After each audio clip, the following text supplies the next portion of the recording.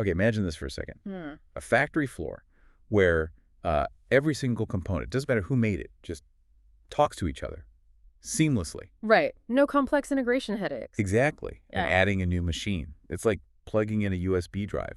Almost like, digital Lego bricks snapping together. Yeah. Or upgrading software without having to rip out perfectly good hardware. For decades, that honestly felt like, well, science fiction for industry, didn't it? Absolutely. A nice dream, but not reality. Well, the thing is that future is not just closer than you think. It's actively being built, like right now. It really is. So today, we're doing a deep dive into the very heart of industrial innovation. We're focusing on this really pivotal technology called IEC 61499. And it's crucial to understand this isn't just another spec sheet, another standard to file away. No, not at all. Think of it more like Hmm.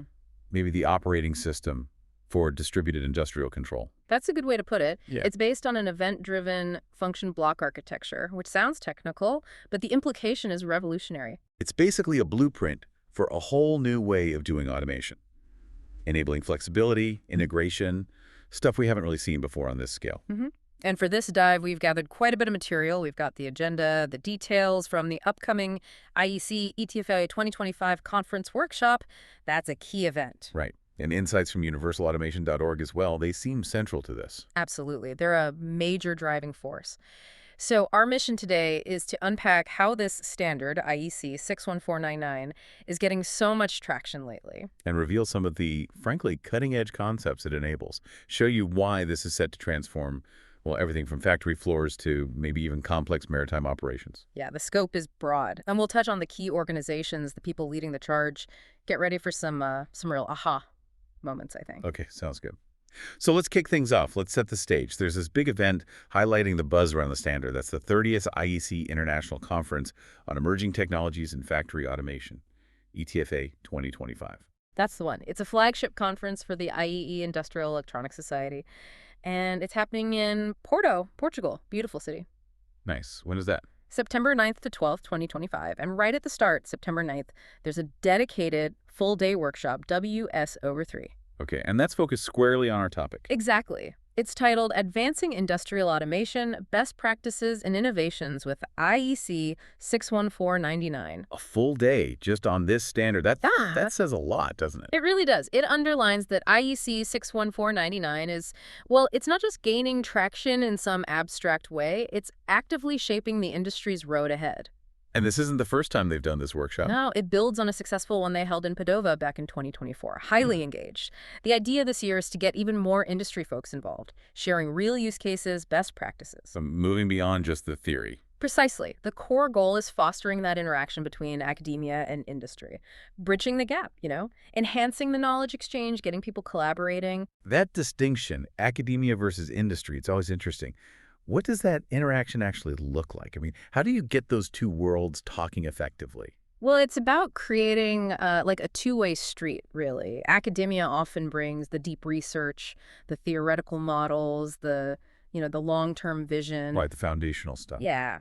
And industry brings the immediate challenges, the we need this to work now, pressure, the real-world constraints, the messy realities. Right. So you put them in the same room, focused on the same standard, like IEC 61499. And that's where sparks can fly.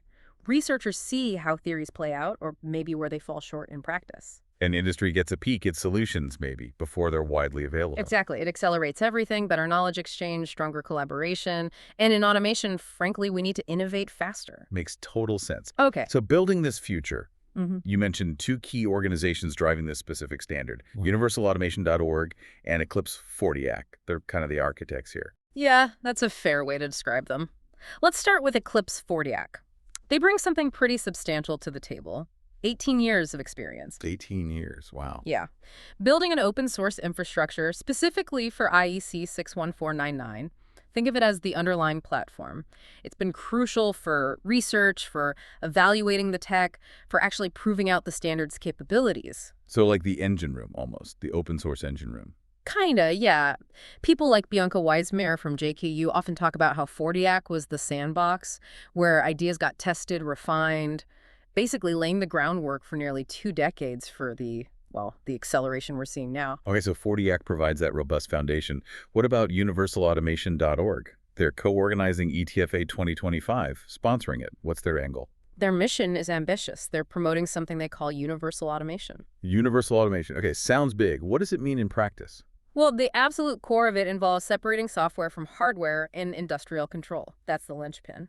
Ah, okay. Like with, say, our smartphones. Yeah. We update apps all the time, but the phone hardware stays the same. Exactly that paradigm. Universalautomation.org wants to bring that same logic to the factory floor. Imagine software components from different vendors running on any compliant hardware. No vendor lock-in. Right. Breaking free from those proprietary ecosystems. Precisely. Greg Bucco from UAO will be introducing their vision at the workshop, explaining how this decoupling leads to, well, unprecedented flexibility, efficiency, resilience, too. It's a fundamental shift away from how things have been done for a long, long time. Okay, decoupling software from hardware, that sounds revolutionary on paper. But how does IEC 61499 actually do that? What are the specific features, the aha moments that make it possible? Yeah, good question. And this is where the workshop agenda gets really interesting, showing concrete examples. Okay. So take Open Process Automation, OPAF. There's a presentation by Pranay Junchunwala from Alto on using IEC 61499 there. Oh, PF, right. Been hearing about that too. For years, open and automation often meant, proprietary systems with maybe an open API slapped on top. Okay, sort of open-ish. Exactly. What IEC 61499 brings to OPAF is a truly vendor-agnostic execution environment. It's not just about data exchange, it's about freeing the actual control logic from specific hardware. So you can genuinely mix and match best-of-breed components. That's the goal. Without the deep, costly lock-in that's been such a headache, it's a different level of openness. Okay, that is a powerful distinction. What other shifts does the standard enable? Well, Federico Fumagalli from J&W is talking about effective engineering practices. This is about the how-to, bridging theory and practice, making it efficient to actually design and deploy these systems. Right, the practical side. Then there's a really fascinating concept, vendor-agnostic commissioning. Think about setting up a new production line now. Oh, yeah. Nightmare. Teams of specialists for each different brand of equipment, right? Mm-hmm. Specific software tools, training. Exactly. Mikhail Kolesnikov from Klovik is presenting a solution using IEC 61499. Because of the standard's function blocks and event-driven nature, commissioning engineers could potentially use a single tool set for any compliant device. Wow. Regardless of the vendor. That's the idea.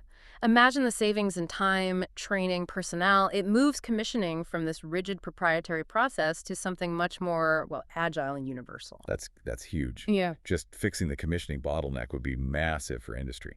I also heard something in a different approach to control itself. Ah, yes, event-based control.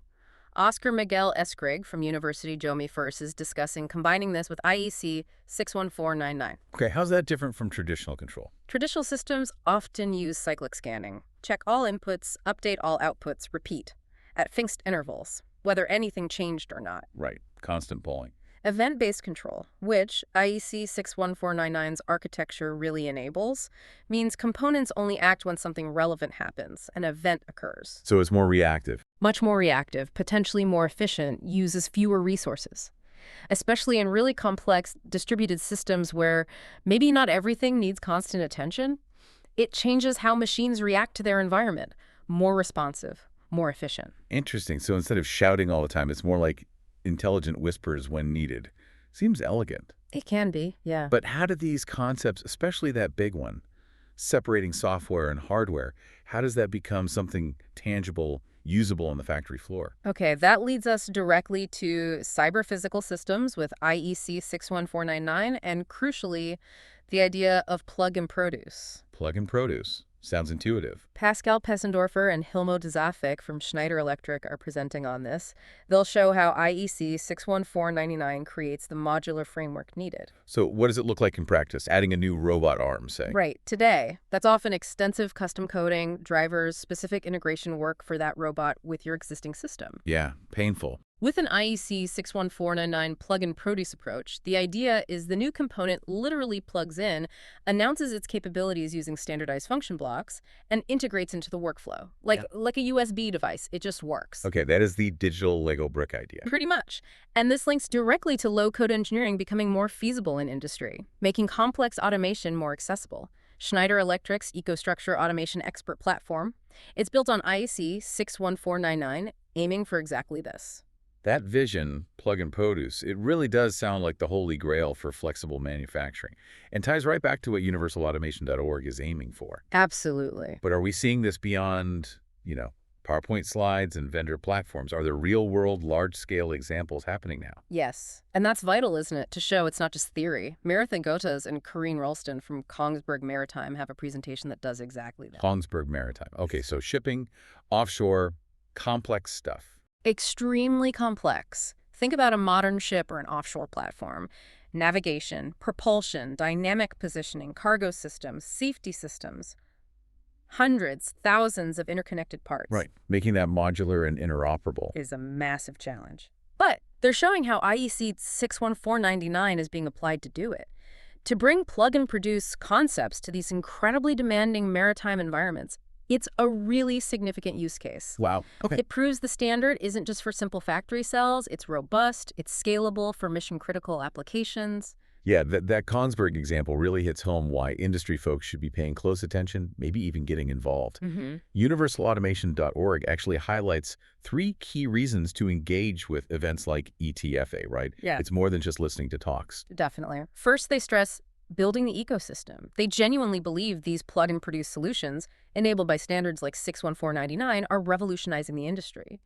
Getting involved helps build that shared open environment faster. Okay, shaping the future together. Second, networking. It sounds cliche, maybe, but connecting with the actual experts, the researchers, the other practitioners who are deep in this stuff, those connections are invaluable. You learn faster, you solve problems faster. Right, sharing the learning curve. And third, and this is core to their mission, innovation.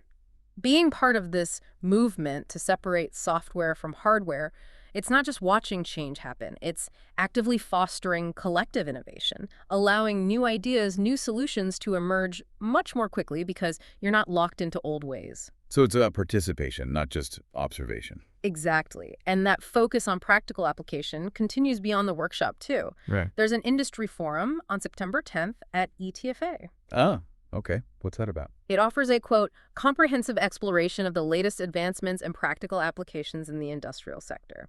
So again, that strong link between the cutting edge and real-world deployment. Good.